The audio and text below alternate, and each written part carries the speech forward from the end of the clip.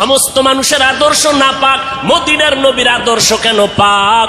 দুনিয়ার মানুষের আদর্শ নাপাক হওয়ার কারণ তার চোখ দুইটা নাপাক, তার হাতটা নাপাক, তার দেমাগ নাপাক। কারণ আমি নাপাক কেন?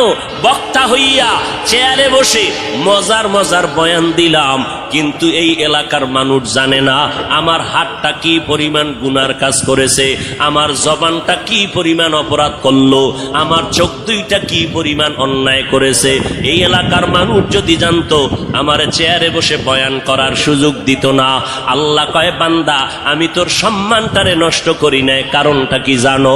তুই বড় আলেম এই জন্য না, তোর বডির মধ্যে আছে পয়গম্বরের আদর্শ, আর তুই মুহাম্মদের উম্মত হওয়ার কারণে তোর ইজ্জত নষ্ট করি নাই। নষ্ট তো করি নাই, আমি আল্লাহ তোরে আবার ডাক দিলাম, তওবার দরজায় ঈশা যদি 2 ফোঁটা চোখের পানি ছেড়ে আমি আল্লাহকে একবার আল্লাহ বলে ডাক দাও, লাব্বাইক বলে যদি তুই হাজিরা দাও, আমি আল্লাহ তোর জীবনের সব গুনাহগুলো মাফ করে দিব।